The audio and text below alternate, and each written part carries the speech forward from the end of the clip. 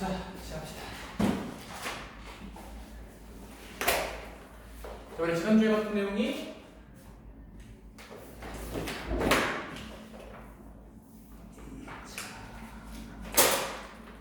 지질구조하고 그다음 순서 얘기했었다, 그지? 지사하고 절대연령, 상대연령, 절대연령 얘기했던 걸로 기억을 하는데 간단하게 전반적인 이야기들 쭉 보면서 이야기를 해보도록 하겠습니다. 자, 우리가 앞에서 이제 태줄구조 얘기했었고요.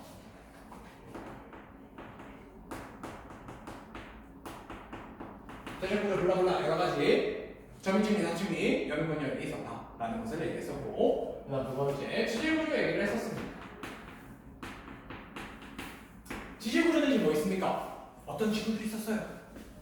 습곡, 단층, 그 다음에 전리, 그 다음에 이제 관입, 부정합까지 5가지가 제일 메인으로 들어갔었고요. 각각의 이제 생성되는 원인과 장소, 그 다음에 종류들 다양하게 얘기를 했던 걸로 기억을 하고요. 그리고 나왔던 게 이제 누구다라고 하면 지사학이다, 그지? 지사학이 뭡니까?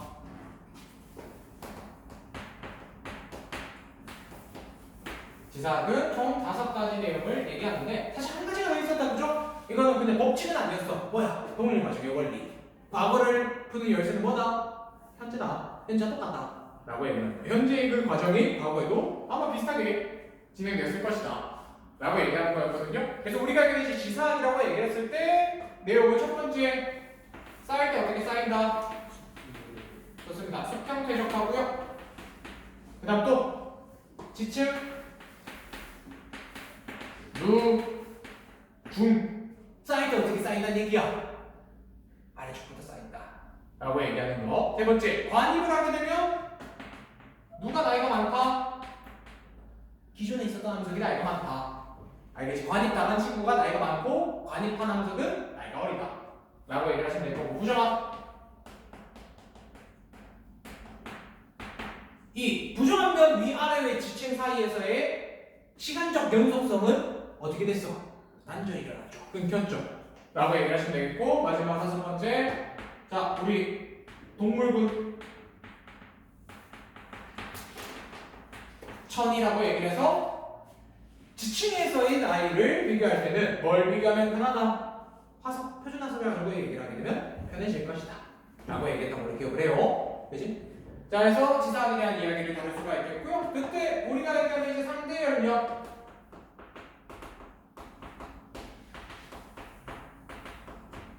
에 대한 이야기를 한번 해보자 라고 해서 우리가 이제 나이에 대한 얘기를 좀 해야 된다, 그지? 생일에 대한 이야기를 하자면 예를 들어 누가 4월달 누가 7월달이면 누가 먼저야? 4월이 먼저인 거잖아, 그지? 그런 것처럼 누가 먼저 태어났고 누가 나중에 태어났는가를 비교하는 것처럼 뭘 하자? 지층이 생성된 순서도 상대적으로 한번 찾아보자 라고 얘기를 하는 건데, 자, 이거야. 한 지층에서의 해석을 하고 싶어요 라고 하면 뭐로 해석을 하자? 지사학을 가지고 해석을 하자. 위층과 아래층 사이에서의 순서를 비교할 것 같으면 지사학을 가지고 얘기를 합시다 라는 거고요. 떨어진 지층 비교를 하는 것 같으면 얘는 여러 가지를 비교할 수 있는데 그 중에 첫 번째가 뭡니까? 이 지층 대비 얘기했을 때 첫 번째, 얘는 2가지니까 밑에다가 좀 써볼까? 첫 번째, 뭘 할 수 있습니까? 라고 하면 암상 대비가 가능하죠. 암상 대비.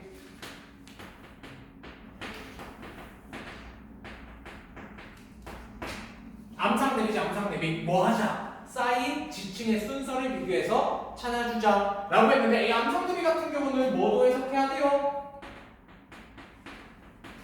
열쇠층이라고 불리는 건층도 해석을 해주셔야 된다, 그지? 건층의 종류 뭐 있었어?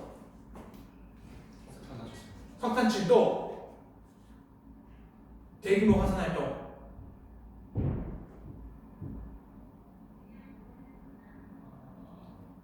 무슨 층이야?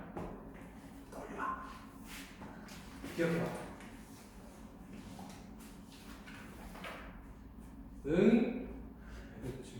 응회암층.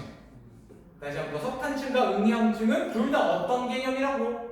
직접적으로 물어보진 않지만 대멸종이 일어났을 때일 거라고. 근데 지구상에 대멸종이 그렇게 잦아?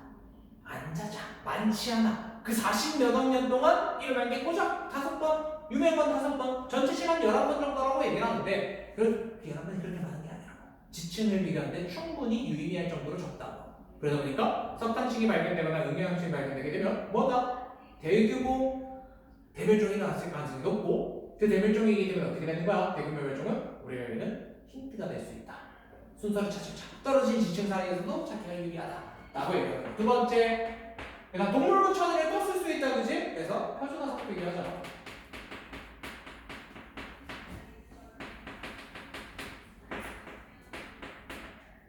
하게 되면 우리가 원하는 이 떨어진 지층 내에서도 뭘 할 수 있다? 상대 연령을 비교할 수 있다 라고 얘기를 해주시면 되겠습니다.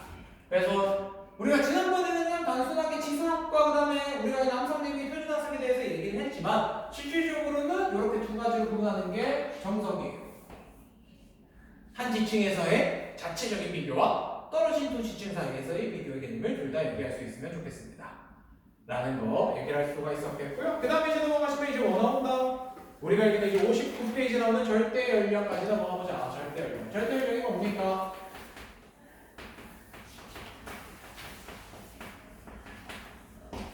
절대 연령. 자, 절대 연령은 일단 첫 번째 동위원소가 뭐예요?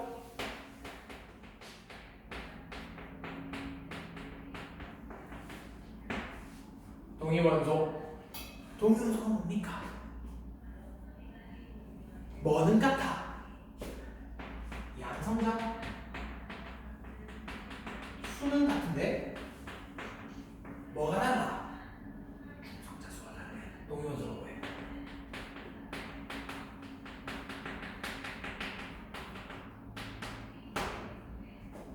이러한 원소들의 관계를 동위원소라고 얘기를 할 거야. 그럼 방사성 원소는 뭘까? 방사성 원소.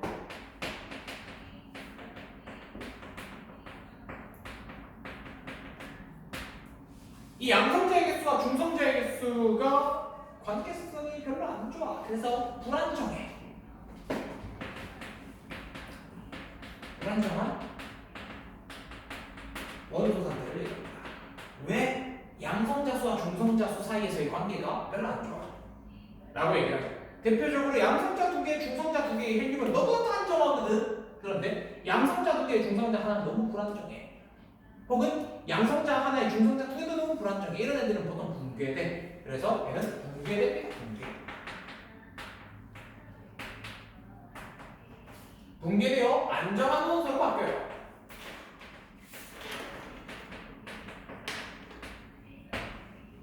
변하다. 이게 우리가 얘기하는 방사성 원소란 말이야. 그러면 방사성 동위원소는 뭘까? 말 그대로 동위원소이기 때문에 양성자, 중성자에서 양성자가 같지만 중성자가 다른 친구들이 존재하는데 걔들이 방사성 원소이다 보니까 뭐한다? 붕괴되어서 다른 원소를 만든다라고 얘기를 하자는 거지. 대표적으로 얘기할 수 있는 게 누구다? 탄소다. 왜? 탄소는 원래 12짜리가 정석이야. 근데 원자 번호가 6번이기 때문에 양성자가 몇 개 있어? 6개. 중성자가 몇 개 있어? 6개가 있었거든? 그런데 탄소인데 질량이 14짜리 내가 있다고. 그럼 얘는 양성자가 6개인데 중성자가 몇 개 있다는 얘기야? 8개 있다는 얘기야. 그러면 중성자가 너무 많아. 그래서 뭘 하느냐? 얘가 그 중에서도 방사성 원소야. 방사성. 그렇기 때문에 이런 일반적인 탄소가 이 불안정한 탄소를 얘기하고 싶기 때문에 동위원소 관계에 방사성 원소가 있습니다 라고 해서 방사성 동위원소다 라고 얘기를 하시고, 근데 이 친구는 뭐로 변할 거야? 왼쪽에 얘는 안 변해. 12짜리는 안 변해. 누가 변해? 14짜리가 양성자 7개짜리로 바뀐다고. 양성자 7개짜리로. 그러면 뭐가 발생해? 열이 발생하더라. 열이 발생하더라. 알겠지? 열이 발생하게 되면서 어떻게 된다? 얘들 같은 경우는 자, 결합수는 바뀌지 않았습니다. 여전히 14개 입자가 14개 입자로 바뀐 거기 때문에 이제는 진짜로 양성자와 중성자의 질량만 비교하면 돼요. 근데 여러분들 중성자가 무거워? 아니면 중성자가 무거워? 중성자가 무겁잖아. 양성자를 해야 되잖아. 가벼워졌어? 아니면 가벼워졌어? 가벼워진다고. 그럼 질량이 감소한 만큼 뭐가 발생해? 열이 발생하지. 그게 방사성 동위원소의 붕괴열이야. 그게 멘틀 대류의 원인이기도 하죠. 멘틀 대류를 일으키는 원인은 총 두 가지다, 그지? 원래 열 대류가 발생하는데 거기다가 열까지 발생하니까 더 움직인다 이거야. 라고 얘기를 하는 거거든. 그래서 지금 보시는 것처럼 이렇게 이제 붕괴되는데 문제가 뭐냐면 이런 방사성 동위원소들 같은 경우는 양이 변하는 게 다른 조건에 관계없이 항상 일정해요, 안 일정해요? 온도와 압력과 상관이 있어, 없어? 없다고. 그렇지, 없단 말이야. 그러다 보니까 어떻게 돼? 항상 일정한 시간마다 수가 줄어. 그걸 우리가 뭐라고 할 거야? 반감기라고 할 거야. 반감기. 다시 한 번 더. 자, 반감기는 총 질량의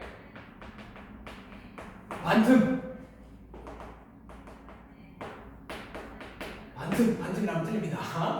아니, 맞긴 한데 사투리다, 그지? 반틈 쓰시면 안 돼. 교과서에서는 절반 아니면 2분의 1 절반이 붕괴되는 데 걸리는 시간이야.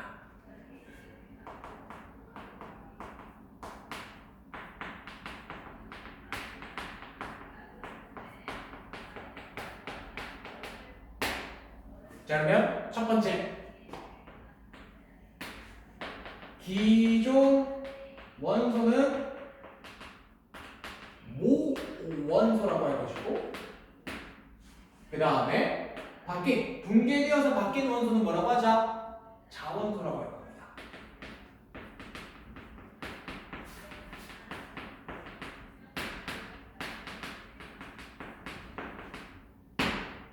쉽지? 자원소야. 그 다음 두 번째, 온도나 압력과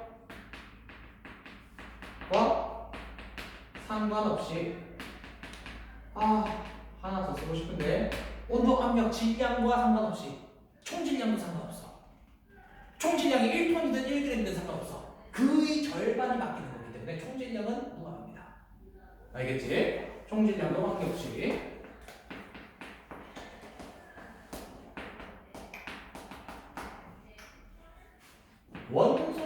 원소의 종류가 반감기를 결정하죠.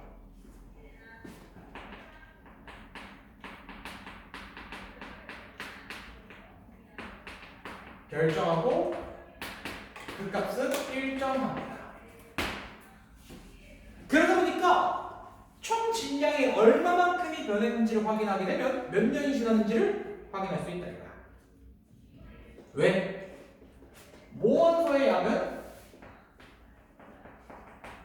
상대적 질량 값이 1에서 출발하게 되면 2분의 1, 4분의 1, 8분의 1, 16분의 1, 32분의 1, 64분의 1, 128분의 1, 256, 512, 1024 계속 올라가겠다, 그지?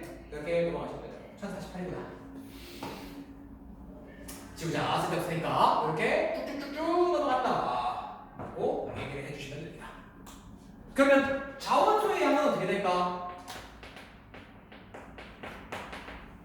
빵 2분의 1, 4분의 4, 8분의 7 또르륵 가시면 됩니다. 그래서 합은 항상 얼마나 같아? 상대식량의 합은 1이어야 된다.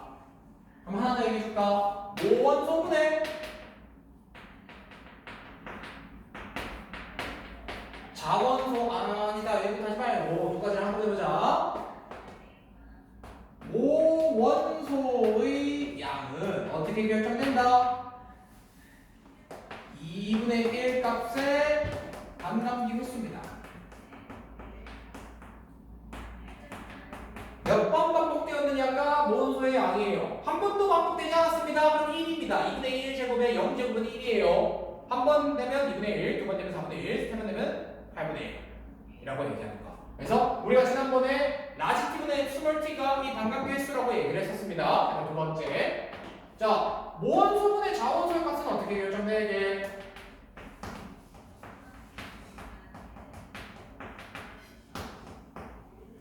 모원소 대 자원소 2의 n 제곱 빼기 1. 요건 안 썼으니까 좀 따로 적어주세요. 지난주에 아마 안 썼을 거예요. 어차피 소주 있으면 안 쓰셔도 되는데 여기도 옆에다가 좀 적어주자. 모원소 대 자원소의 양은 2의 n 제곱 빼기 1이다. 왜? 1분의 0. 어차피 분모 다 똑같으니까 분자만 계산하자. 1분의 1, 1분의 3, 1분의 7, 1분의 15, 1분의 31 된 거란 말이야. 그럼 전부 다 2의 n제곱 빼기 1만큼의 값이 나오고 있다 라고 얘기를 해주시면 되겠습니다. 라는 거 보시면 되겠고요. 요게 우리가 알기는 이제 반감기에 대한 해석이고, 그 반감기가 몇 번 반복되었습니다가 절대열력이다 라고 얘기를 하는데, 그 반감기를 통해서 반감기 곱하기 반복 횟수가 우리가 알기는 절대열력이다 라고 얘기를 하도록 합시다. 그래서 이걸 그래프로 보시면 뭘 얘기할 수 있다. 짜라란.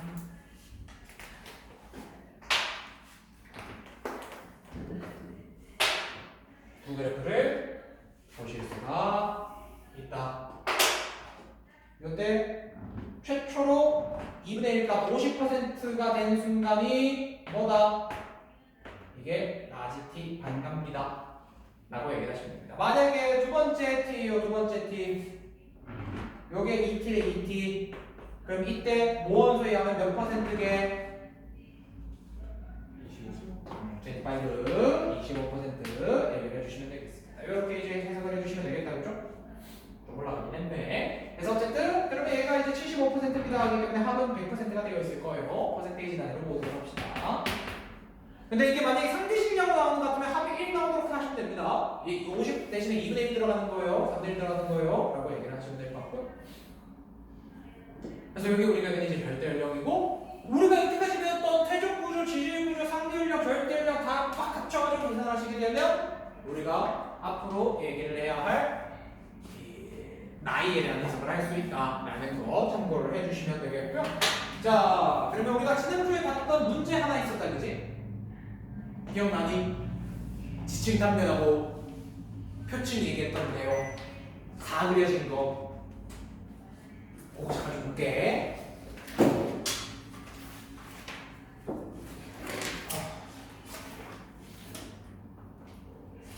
순웅아, 쌤 며칠 전에 이거 뚜둑하다가 지금 삐었어. 왜? 아파. 어? 삐어요. 오, 왜 아파? 어디 부딪힌 거 마냥 아파 지금. 저 그거 버릇인데. 저기도 버릇이래. 여기 다 버릇인. 쌤도 보니까 버릇이더라고. 그러니까 한 번씩 소리 안 나는데 무리하게 해서. 물좀안 나면 좀 찝찝하니까 아까 아, 그런 거 같기도 하고. 선생님 인절 보려면 저거 다 지우실 거죠? 잠깐. 그러면 제가 아니야 이거 이러면 보죠. 찍을 거니? 찍어둘래? 아니요, 뭐야? 네. 찍을래요? 괜찮니? 문제 봐도 되겠니? 네. 어떻게 할게? 지울 거. 우리 뭐 맨날 지우니까. 자, 사실 조금만 지울까? 이거 반감기가 좀 지우자. 분명히가.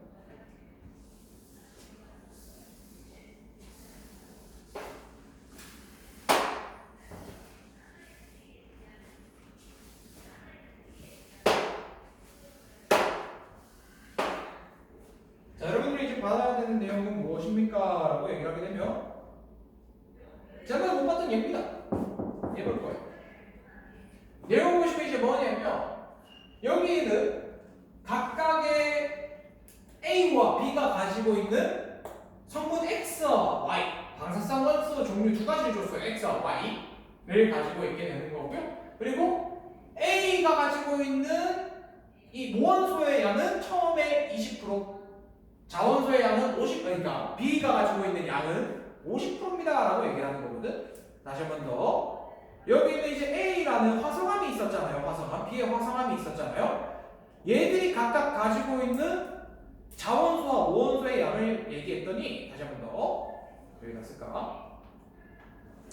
A와 B의 모 원소와 자원소의 양을 비교했더니 얘는 20, 얘는 80%, 얘는 50, 얘가 50% 가지고 있더라라는 게 지금 이 문제의 주어진 조건이야. 근데 문제가 뭐냐면 이걸 지금 이 그래프에다가 적용을 시키게 되면 어떤 구조가 나타나게 되느냐? 아직 누가 X고 누가 Y인지를 몰라. 다시 말해 누가 X고 누가 Y인지를 몰라. 근데 나한테 주어진 건 하나가 20%란 얘기고 하나가 50%란 얘기입니다. 그러면 결론적으로 이거야. X가 만약에 A입니다 라고 얘기를 하게 되면 얘가 20%란 얘기고 Y가 만약에 B입니다 라고 하게 되면 얘가 50%란 얘기입니다. 근데 문제는 뭐냐면 아직 X가 Y가 누구 건지를 몰라요. 누구 건지를 몰라. 그런데 우리가 지난번에 풀었던 문제 구조를 얘기할 것 같으면 A가 먼저야 B가 먼저야? 기억나니?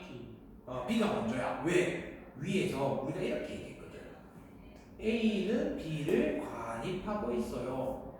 그럼 A가 관입을 한 거니까 B는 관입을 당한 친구잖아? 그럼 얘는 비존함석이 된다고. 그럼 우리가 얘기하는 건 지금 이 문제에서 풀어내야 되는 건 이거다 이거야. B가 A보다 나이가 뭐해요? 많더라. 오케이? 그러면 이거네. 지금 우리한테 주어진 조건이 만약에 X가 A라면 얘가 B가 되어야 된다. 그치?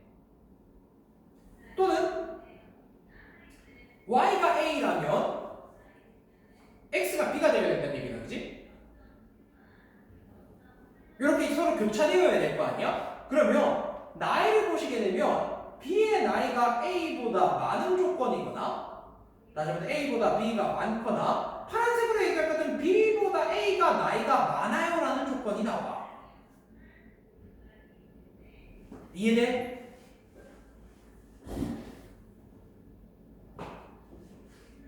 그죠? 이렇게 보면 되나? 잘못 적었네. 미안하다. 뭘 잘못 적었냐면 A랑 B의 위치가 서로 바뀌었다. 즉 문제에서 문제에서 무조건 얘가 A여야 돼요. 20%가 A라고 주어졌으니까 방금 전에. 그지 위에서 20과 50을 줬을 때 A가 20, B가 50이었거든. 그래서 이렇게 쓰겠습니다. A거나 또는 B거나 B거나예요. 이렇게 보셔야 됩니다. 그럼 다시 색깔을 볼게. 자, 얘가 B 나이고 얘가 A 나이기 때문에 노란색에서는 B보다 A가 나이가 많아요.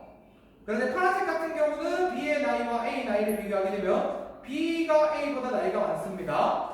근데 우리가 왼쪽에서 문제를 풀었던 거는 어떻게 됐어? 분명히 B가 나이가 많아야 된다, 그지? 그럼 어떻게 되는 거야? 파란색이 정답이라고. 파란색의 나이를 찾으셔야 된다. 알겠지, 수능아? 파란색이 정답이에요. 그 때문에 어떻게 된 거야? A가 X가 되는 것이고, 그 다음에 B가 Y입니다 라는 위에 요게 정답이 되어 있다 이거지. 요게 이제 정답이 되는 거죠. 파란색으로 체크할까요? 얘가 이제 정답이다 라고 얘기를 하시면 됩니다. 여기는 노란색은 틀린 거예요 라고 보죠. 노란색은 틀렸습니다. 그래서 X가 A이고 B가 Y입니다 라고 풀어주셔야 된단 말이야. 그래서 이제 다시 문제로 돌아오는 것 같으면 어떻게 됩니까? A에 포함된 방사성 원소의 공격선 X이 나왔지. 그 다음 두 번째 가장 오래된 거 B 맞았죠. 그 다음 C. 자, C는 고생대다라고 얘기를 하는데 우리가 아까 문제 풀면서 뭘 얘기했었냐면 지난주부터 얘기를 하자면 당연히 B가 A보다 나이가 많지만 B가 뭐보다 나이가 많아요? C보다도 나이가 많아요. 그럼 B의 나이를 한번 보자고. B의 나이가 지금 몇 살이야? 50%에서 내려온 거기 때문에 지금 2억 살이란 말이야. 2억 살. B의 나이는 2억이야. 2억. 근데 여러분들 오늘 어차피 이따가 얘기를 할 내용인데 고생대, 중생대, 심생대의 시작 나이가 몇 살입니까?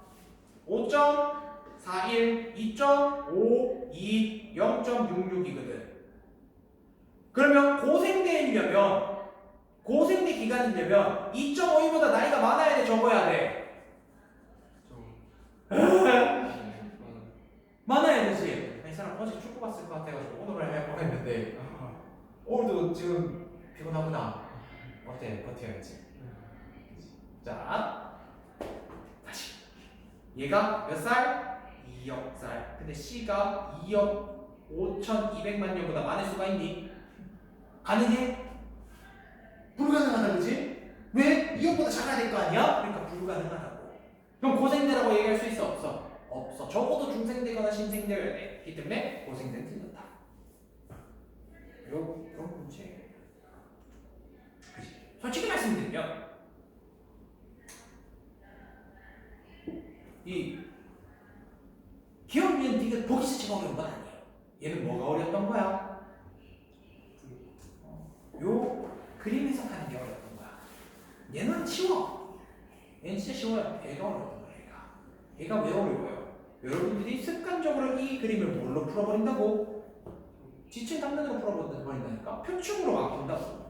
분명히 문제에서 2번이나 힌트를 줬어. 어떻게? 지표에 나타났고 4를 그려놨거든. 그런데 불구하고 여러분들이 우리는 습관적인 게 굉장히 무서운 거야. 알겠지? 그래서 사실 쌤이 이 문제도 되게 좋아합니다. 이 문제도 되게 잘 만든 문제예요. 틀리기 쉽게 냈어요. 여러분들 제발 좀 틀려주세요 라고 내고 이 문제거든. 그래서 재밌게 좀 볼 수 있다 라고 보시면 됩니다. 라는 거 참고해 주시면 되겠고요. 넘어가도록 합시다. 그래서 우리가 여기까지 하면 지난주에 봤던 내용들 간단하게 이제 복습 겸 부족한 내용들 좀 채워봤고요.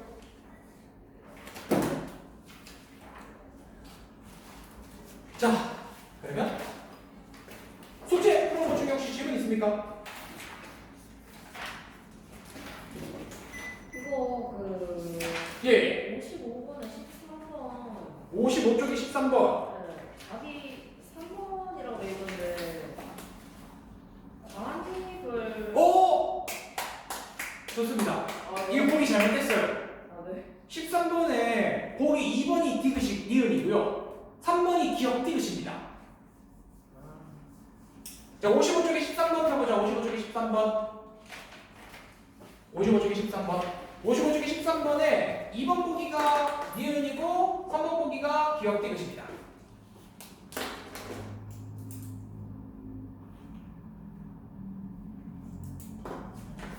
그래서 A가 포획감이죠. 문제를 같이 보자면 A가 포획감이고요. 하나 더 얘기해볼까? C와 B는 누가 더 중심에 가까워요? C가 중심에 좀 더 가깝지? 그럼 C가 더 뜨거워? B가 더 뜨거워? C가 더 뜨겁겠지? 그러면 C의 광물의 크기가 커야 돼. 그래서 디귿이 맞아. 기억 디귿으로 보자. 알겠지? 이건 쌤 오류. 또 혹시 다른 거 질문 있을까?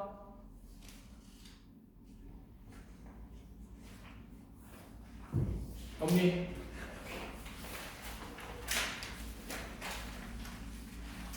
자, 그래서 우리 오늘의 마지막 내용으로 들어가자. 69쪽. 오늘 그리고 1단원씩 끝낼 거야. 1단원씩 끝내고 나면 여러분들한테 이제 숙제가 또 나갈 거예요. 알겠지? 즐거운 숙제. 세칙이요. 어? 세칙 드릴 거예요. 세칙 드립니다. 아마 다음 주에는 또 세칙 나갈 거예요. 아마 근데 다음 주 설날은 수업 없으니까 다 다음 주에 드리지 않을까 라고 생각해 주시면 됩니다. 이제 여러분들이 받아야 되는 책이 총 몇 권이니? 내신 대비 4번 빼면 보자. 베이직 3권, 인터 3권, 내신 대비 빼고 그 다음에 겟노트인데 오늘까지 3권 나가고 다다음 주 오시면 4번째 나가고 3월 초 중순 되면 5번째 책이 나가고 그다음 내신 대비 때 6번째 책 나가고 그리고 이제 중간고사 끝나고 나면 베이직 3권 나가고 그 다음에 기말고사 때 내신 대비 책 나가고 끝나고 나면 이제 인턴책 나가고 그다음 내신 대비 책 나가면 끝이에요. 다 하면 총 11권이겠다. 아름답다 그지? 그리고 이제 고3이 되면 이제 한 3권 분량의 한 권짜리가 총 3권 베이직 책도 나가고 고3 베이직 알겠지? 그러고 나면 이제 기출 모의고사 한 번 더 정리한 책 나가고 그 다음에 수능 특강 변형 문제 나가고 그 다음에 이제 사설 모의고사 쭉 이제 수능 때까지 풀면 재미나지. 재미나죠.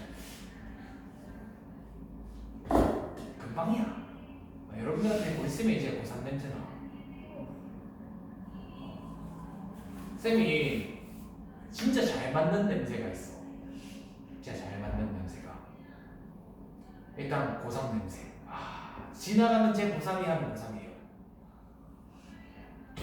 아마 짬 좀 있으신 분들은 딱 맡을걸. 짬 좀 있는 사람들. 그리고 특정 등급 냄새 되게 잘 맡습니다. 특정 등급 냄새. 등급에 대한 냄새가 나요. 공부 좀 했을 때 얘는 내신에서 이 정도 등급이 나오겠구나. 향이 다릅니다. 향이 달라요. 향이 다르기 때문에 이거는 선생님도 증명할 수 없고 어떻게 이래서 무슨 냄새가 난다를 할 수는 없는데 그 냄새가 납니다. 지금쯤부터 이제 나기 시작해요.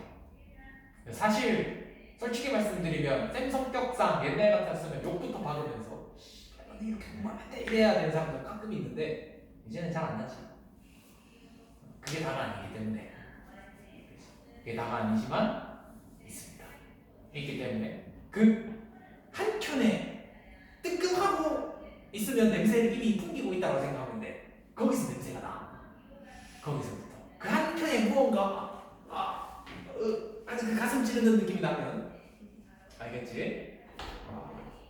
이제 냄새가 나는구나 라고 보시면 됩니다. 그래서 특정 냄새라고 얘기할 것 같으면 애매한 등급 있죠. 애매한 등급들이 냄새가 잘 나요. 이게 무슨 말이야? 4등급에서 3등급으로 못 올라가는 친구들과 3등급에서 2등급으로 못 올라가는 친구들과 2등급에서 1등급으로 못 올라가는 이 애매한 냄새가 나요. 거기가 납니다. 알겠죠? 근데 안타깝게도 5등급 이하는 다 같은 냄새야. 5등급 이하는 그 맡기 싫은 그 특유의 찌른내가 나죠. 풍기시면 안 돼요. 알겠지? 풍기면 안 돼. 진짜 안 돼요. 자, 그래서 우리 오늘 화석 파트로 좀 들어가 보도록 하겠습니다. 화석이나 이제 오늘 배울 내용들은 여러분들이 지질시대도 그렇고 작년에 다 배웠던 거기 때문에 기본적으로 어느 정도 알고 있겠지만 우리 항상 새로운 짜릿해야 되거든. 다시 보자.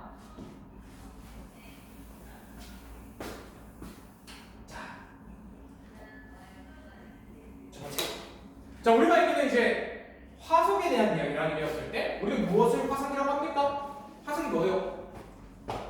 델화자, 벌석자, 석석이잖아, 그지? 뭐다? 돌이 되었다 이거지? 누가 돌이 된 거야? 생명체의 유해나 혹은 흔적 다시 돌이 되었습니다 라고 얘기하는 거야.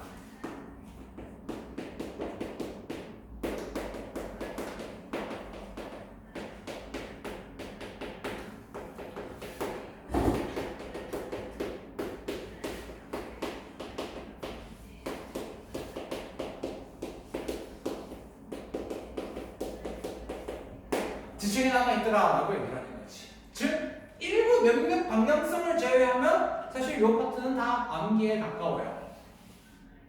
알겠지? 그 방식에 대한 암기가 필요해요. 그래서 암기 내용이 좀 많이 필요하다라고 보시면 됩니다. 안 그래도 오늘 이제 쌤들하고 아까 밥 먹고 난 다음에 잠깐 쉬는 시간에 얘기를 좀 했는데 이제 다들 교무실에 계시니까 얘기를 했는데 딴 쌤들도 대충 다른 과목 성향 좀 알거든.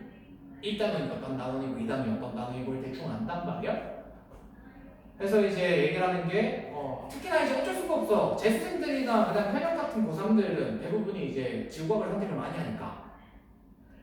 많이 하다 보니까 이제 지구과학 얘기를 좀 많이 듣나 하는데 대부분이 얘기하는 게 고3들이 의외로 미끄러지는 곳이 일단원이다 라는 얘기를 하더라고요. 일단은 왜? 암기를 자꾸 미뤄서 외우면 되겠지. 근데 항상 조심해야 되는 건 암기는 오래 지속돼야 유리하거든. 지금부터 외우셔야 돼. 쌤이 이제 암기입니다라고 얘기하는 거 계속 반복해야 돼. 쌤이 노트를 들은 이유가 있어. 노트를 들은 이유가. 추석이 난다. 설 끝나고 나면 이제 여러분들 복귀할 때 하고 이제 한 1, 2주 정도 더 하고 나면 쌤이 그 개념 노트 빈칸 드릴 거거든. 빈칸? 드리고 또 드릴 거야. 왜? 빈칸이 자꾸 늘릴 거거든. 빈칸이 늘릴 거기 때문에 여러분들이 나중에는 백지에서도 페이지만 봐도 떠올릴 정도로 공부를 해야 돼. 알겠지? 백지를 보면 얘가 무슨 내용이었다. 페이지에서 막 보이는 거야. 그치? 그래야 된다. 냄새가 나야 돼. 냄새가. 알겠죠? 나중에는 이제 어느 수준에 도달하느냐 많이 보면요 몇 페이지에 무슨 내용이 있는지도 외워요. 거짓말 같지? 그게 너네 미래야. 알겠죠? 사람의 내용량은 엄청나게 방대하고 쓰면 쓸수록 발달하기 때문에 아시겠지? 머리는 써야 돼. 써야 발달해. 그 생물학적인 노화와 상관없이 질적인 향상이 일어나는 건 몇 개 없어. 그 중에 하나가 이제 우리가 얘기하는 뇌, 신경계란 말이야. 중추신경계는 발달하는 거. 다른 애들은 다 퇴화할 때. 알겠지? 중추신경계도 퇴화는 해. 근데 질적은 향상이야. 그렇기 때문에 여러분들이 많이 써야 돼. 많이 쓰셔야 발달하고 그래야 남들과 대화했을 때 이 사람은 똑똑하구나, 이 사람은 뛰어나구나, 지혜롭구나 이런 것들이 느껴지는 영역인 거지. 알겠지? 그래서 많이 쓰셔야 되고 그래서 실패하더라도 많이 쓰는 게 좋아. 실패하더라도. 자 어쨌든 우리가 이제 화석에 대한 이야기를 하게 되었을 때 지층이 남는 것을 얘기하는 거고요. 자 그러면 우리가 일단 이제 화석 같은 경우는 지층이 남습니다. 어떤 애들이 주로 화석이 될까? 화석의 형성 과정은 어떻게 될까? 매몰되어야지. 퇴적되고 나중에 지표에 노출되게 되면 우리가 얘기하는 화석입니다 라고 얘기를 할 수 있거든. 다시 한 번 더. 처음엔 쌓였다가 나중에 뭐 하는 거야? 노출되어야 된다 이거야. 그래서 매몰되어야 되는데 그래서 화석이 되기 좋은 조건이 있어요.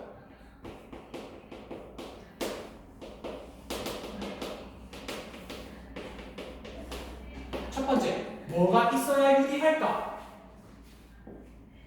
단단지가 있어야 돼. 단단지. 단단한 부위가 존재해야 유리해요. 뼈여도 되고 껍데기여도 되고 뿌리여도 됩니다. 단단한 게 있어야 유리하다 이거야. 그다음 두 번째, 빠른 매몰이 필요합니다. 빠른 매몰, 빠르게 묻혀야 돼. 왜? 빠르게 안 묻히면 어떻게 되게? 썩고 문드러져. 썩으면 어떻게 돼? 문드러지잖아. 알겠지? 그렇기 때문에 이제 우리가 알게는 이제 산화작용이나 혹은 이제 썩어 문드러지는 것을 방지하기 위해서는 빨리 매몰되어야 됩니다. 즉 무슨 말이냐? 여러분들 미라 아시죠? 미라가 뭐예요? 연락 일봉시키잖아. 그리고 밀랍으로 마지막에 이제 완전히 차단시켜버리잖아. 그지? 그래서 실제로 미라 풀면 어떡해? 죽은 모습 그대로 드러나. 뼈로 드러나는 게 아니야. 왜? 뼈가 삭고 썩는 이유가 산소에 산화돼서 그런 거거든. 알겠지? 근데 그게 없으니까 그대로 유지돼. 죽었을 때 그 모습. 물론 창박하긴 하겠다. 그지? 근데 그 모습 그대로 드러나는 게 빠르게 매몰되었기 때문이야. 생명체는 똑같아. 빠르게 매몰돼야 돼. 그래서 폼페이 어때요? 폼페이에서 화살이 빡 터져가지고 사람들이 어떻게 됐어? 뛰어가다가 그대로 막 굳고 했잖아. 그죠? 왜 그 모습을 그대로 유지하고 있을까? 빠르게 매몰돼서 그래. 미친 듯이 한꺼번에 화살체가 빡 떨어지니까 다 같이 이제 가더라 이거야. 그럼 이제 그게 만약에 그대로 굳습니다라고 얘기를 하면 유기하다 이거죠. 빨라야 되고요. 세 번째.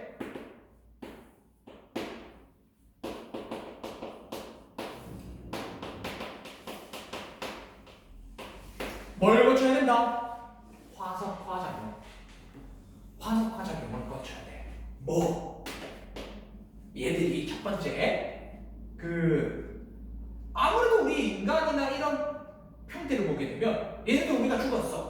그럼 뼈가 이제 드러날 거 아니야, 그지? 근데 뼈 사이사이는 빈 곳도 생각보다 많거든. 그럼 거기가 만약에 깔려 뭉개면 어떻게 될까? 부서질 가능성이 있어. 두개골이 그대로 이제 쌓이게 되면 안에 막 눈이나 이런 장소는 비어 있을 거 아니야, 그지? 걔가 채워지는 게 유리해. 채워지는 게 유리하기 때문에 책에도 보시면 이제 화석화 작용이라고 적혀 있을 건데 이 화석화 작용을 거쳐야 됩니다. 첫 번째, 이거는 좀 책에다가 적어주자. 탄화 작용 혹은 지환 작용, 이런 과정을 좀 거치셔야 된다 이거야. 탄화나 지환 작용 이런 것들을 거쳐야 되는 거고요. 그래서 얘들이 비어있는 곳이 단단해지거나 혹은 채워지는 현상을 거쳐야 된다. 그 중에 이제 대표적인 걸 얘기할 것 같으면 치환이나 탄화 작용을 얘기하게 되고요. 또는 재결정이라는 것도 있습니다. 재결정. 이런 과정을 거쳐야 화석이 형성될 수 있다 이거야. 왜? 재결정이라는 건 다시금 교육정이 만들어지는 시간인데 그러면 성장 시간이 커지는 것과 똑같아. 여러분들 이제 화석으로 발견되는 친구들의 이 재결정 작용이 발생하게 되면 더 단단해지는 과정을 거치게 된다고. 저런 화석화 작용을 거쳐야 됩니다라고 얘기를 하게 되는 거고요. 그래서 기존의 성분이 이런 화석화 작용을 받아야만 가능하다. 그 다음 마지막 네 번째 뭐도 있어야 되죠? 요거는 화석이 발견되는 조건이기도 해. 이 지각 변동을 받으면 되겠어 안 되겠어? 안 되죠. 지각 변동이 없어요. 이나 연성작용이 없어야 한다. 오케이? 얘들은 없어야 가능하다 라고 보시면 됩니다. 쉽잖아. 어려운 거 없잖아, 그치? 그리고 난 다음에 우리가 얘기를 해야 되는 거 뭐 있어요? 그러면 화석의 종류 뭐 있는데요? 그게 표준스와 뭐가 있다? 시상스가 있다. 이들 차이는 뭡니까? 어떤 차이가 있어요? 조건에서 생존기간, 분포 면적이 어때요? 표준은 짧고 넓어야지. 여기저기서 발견되어야지. 좁은 대신에. 대신에 시상은 어때요? 생존기간이 길죠.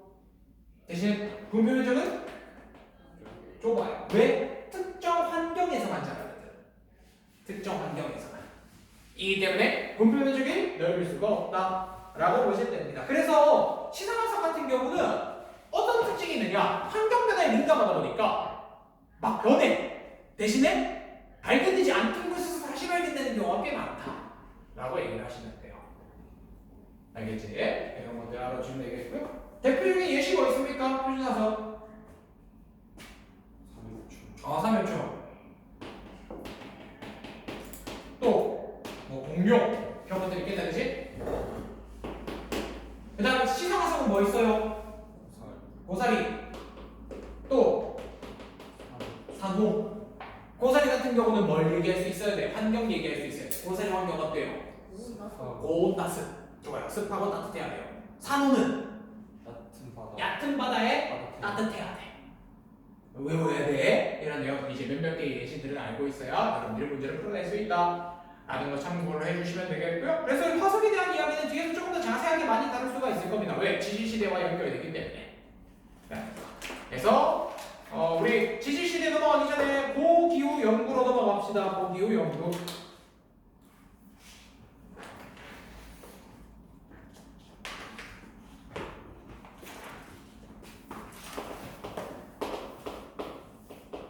그래서 지금 얘기했잖아. 시상화석 뭘 알 수 있다. 과거 기후를 알 수 있다. 근데 꼭 화석으로만 알 수 있을까? 딴 건 없을까? 딴 건 없을까요? 다른 걸 통해서 우리가 옛날 기후가 어땠다라는 것을 알 수 있는 게 굉장히 다양하거든. 첫 번째, 방금 얘기했던 것처럼 화석을 가지고 확인하자. 두 번째, 나무 나이테. 여러분들 나이테가 뭐예요? 나무에도 형성층이라고 얘기해서 이 몸통, 줄기가 자라는 층이 있습니다. 근데 얘는 고온 다습하면 빨리 자라기 때문에 확 자라요. 그래서 넓은 면적이 좀 적은 세포들이 들어있고 만약에 좀 춥거나 건조하게 되면 자라도 많이 안 자라. 세포 크기가 좀 작게 좀 자라다 보니까 좀 진한 선을 만들게 돼요. 그러니까 연하고 진하고가 줄무늬를 가지게 될 거 아니야? 연하고 넓은 게 여름, 진하고 좁은 게 겨울이다 보니까 이 줄무늬의 반복이 1년을 의미하는 거지. 그래서 이걸 세면 뭘 확인할 수 있다? 나이를 확인할 수 있는 테두리입니다 라고 해서 나이대라고 부른다, 그지? 그런데 이 크고 작은 정도가 어쨌든 여름에 굉장히 넓고 겨울에도 좀 덜 좁아 커 라고 얘기를 하면 여기는 아마 전반적으로 고온 다습한 환경일 가능성이 굉장히 커요. 이런 식으로 뭘 확인할 수 있다? 고기후를 확인할 수 있다 이거야. 나이대. 상대적으로 이제 비교적 좀 가까운 과거를 알 수 있겠죠. 왜? 나무 같은 경우는 오래 살면 수천 년까지도 산단 말이야. 막 소나무 이런 애들만 보더라도 막 500년, 800년 이렇게 산단 말이야. 그렇기 때문에 먼 과거까지 좀 힘들고 대신에 가까운 과거 비교적 가까운 과거를 확인할 수 있다. 화석 같은 경우는 시선 화석을 통해서 확인할 수 있기 때문에 사실 먼 과거도 가능은 하죠. 라는 거.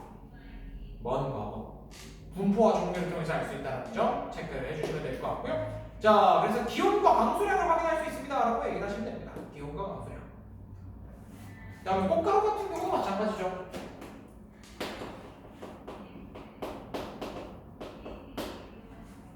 꽃가루 같은 경우는 어떻게 확인할 수 있느냐? 꽃가루의 종류에 따라서 뭘 확인할 수 있어요? 날씨도 알아낼 수가 있어요. 날씨. 환경도 좀 알아낼 수가 있습니다. 왜? 따뜻해서 잘 자라는 꽃가루가 존재하고 이제 추운 데서도 잘 자랄 수 있는 꽃가루가 존재한단 말이야.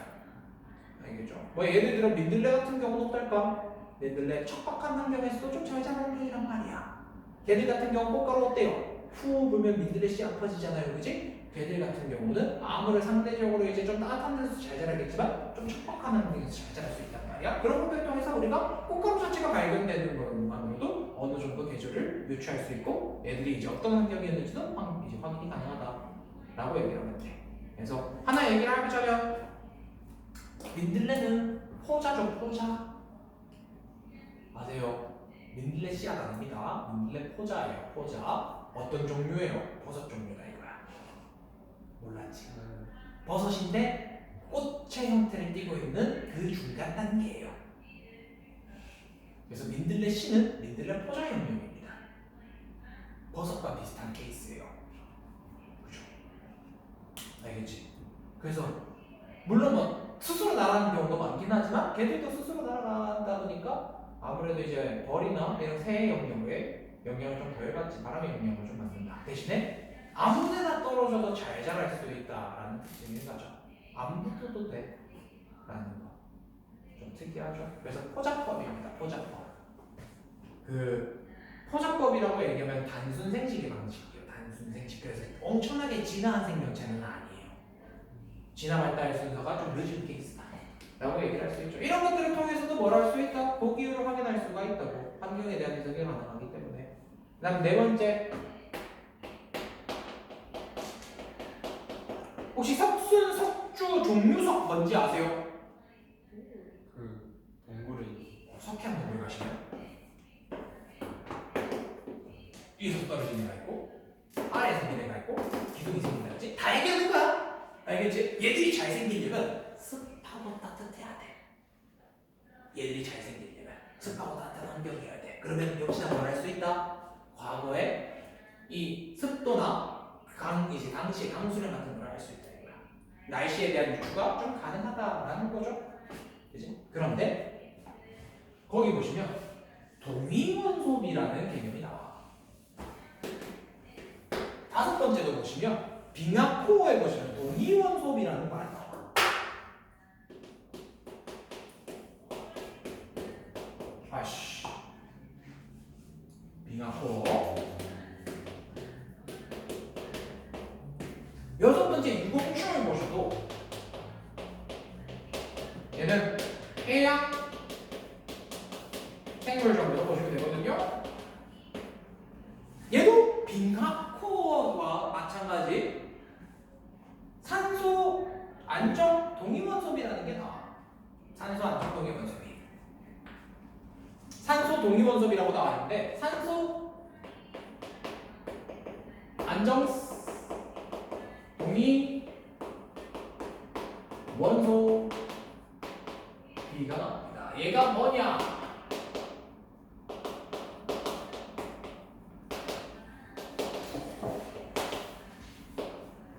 산소 원자량 16짜리분의 18짜리를 얘기하는 게 산소 안정 동위 원소비예요. 여기에 대해서 좀 볼게요. 여러분 동위 원소가 뭐였지? 양성자는 같은데? 중성자가 알았지. 그러면 누가 더 무거울까? 18짜리가 무거워? 아니면 18짜리가 무거워? 그리고 18짜리가 무거워요. 그러면 얘가 물에 들어있다는 쳐보자. 물.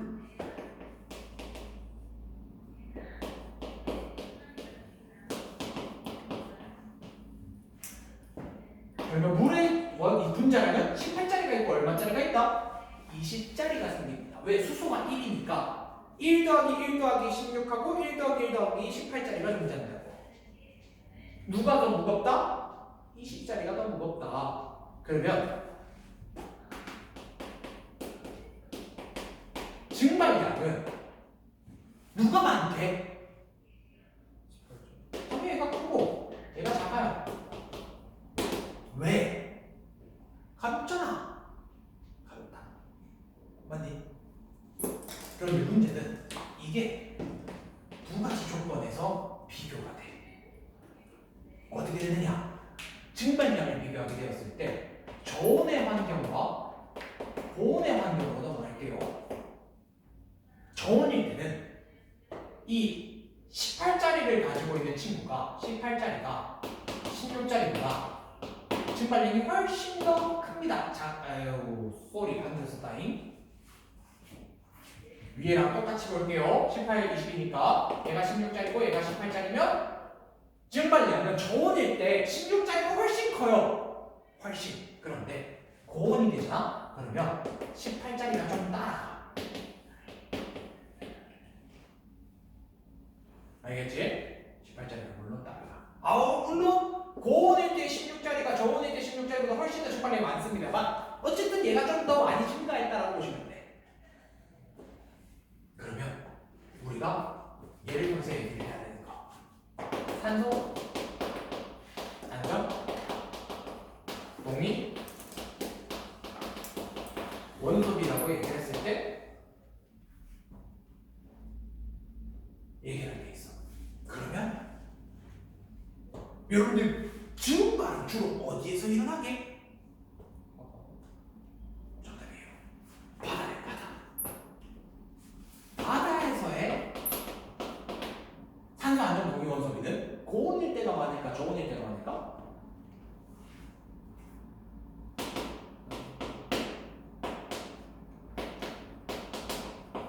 바다에서의 양은 산소 안정 동위 원소비는 누가 더 클까? 저온이 더 커요. 16분의 18짜리는 저온일 때가 고온일 때보다 큽니다. 그럼 이렇게 증발한 친구들은 어디로 갈까?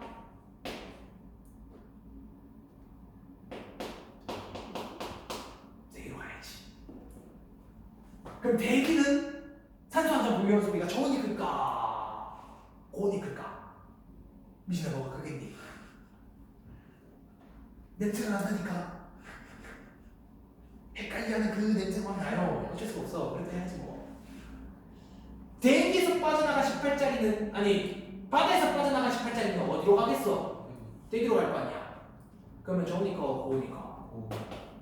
고온이 저온보다 더 큽니다. 야, 이걸 복잡하게 생각하지 말고 산소 안정 동위 원소비는 16분의 18짜리지만 실질적으로 18짜리를 해석하시오라는 문제야. 18짜리가 언제 더 많이 증발하느냐라는 문제야. 알겠지? 그러면 다시 한번 보자고. 우리가 얘기하는 이 이 바다 친구 오션에서는 어떻게 되는 거야? 바다에서 많이 증발을 하려면 저온이야 고온이야? 고온이라니까? 고온에서 더 많이 빠져나간다고. 저온보다. 저온에서 조금 나갈 때. 그러면 고온일 때는 18짜리가 바다에 많겠어? 대기에 많겠어? 18짜리가 대기에 많다는 얘기고 저온이면 바다에 많다니까. 다시 한번 더. 바다에 많고 대기에 많다. 그러면 바다의 산소 안정 동위원 소비는 저온일 때가 많아? 고온일 때가 많아? 저온일 때가 많고. 왜냐면 많이 똑같다니까? 고온일 때는 대기의 산소 안정 동위원 소비가 크다라고 얘기하라. 그럼 이렇게 증발하면은 자연스럽게 당연히도 바다에 다시 뿌리겠지만 바다에만 비를 뿌리니 어디에도 뿌리지? 땅에 육지로도 갈 거 아니야.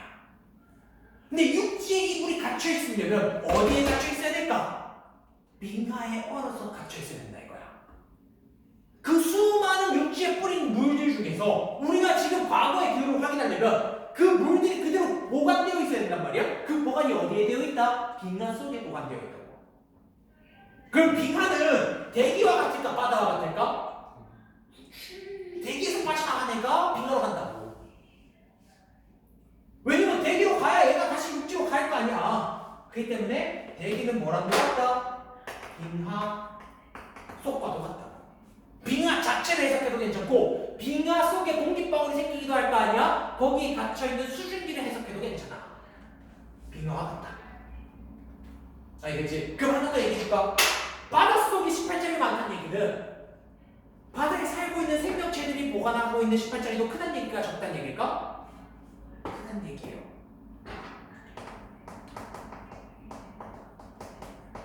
해양, 생물, 화석에서 발견되는 산소 안정 공유원소도 언제가 크다? 저온일 때가 크다. 바다에 18짜리가 많이 나오려면 저온이어야 되고 한랭해야 되고 대기나 혹은 빙하 코어에서 발견되는 18짜리가 만들려면 고온이어야 됩니다 라고 얘기를 해야 돼. 그래야 이동을 한다고. 그래서 기본적으로 저온일 때는 어디에 있다? 바다에 있다. 근데 고온이면 나간다. 나가는 장소가 대기나 빙하다 라고 얘기를 해야 되지. 그래서 크게 대기냐 아니면 바다냐, 바다냐 대기냐. 그 바다일 것 같으면 해양 유공충으로 보셔야 되고 대기일 것 같으면 빙하 코어로 봐달라 이 얘기야. 여기까지 이해되니? 이렇게 보시면 됩니다. 그래서 석순에서도 마찬가지겠죠? 산소 동위 원소비, 산소 안전 동위 원소비가 풀려면 아무래도 고온일 거라고 라고 얘기를 하면 돼. 그래서 여기에 석회암까지 넣어라.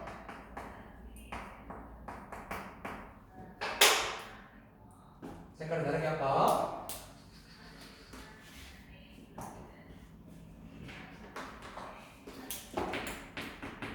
저온에서의 증발량은 적기 때문에 18짜리가 나가는 양은 작기 때문에 작겠을까? 작겠으면 좀 더 직관적이겠지.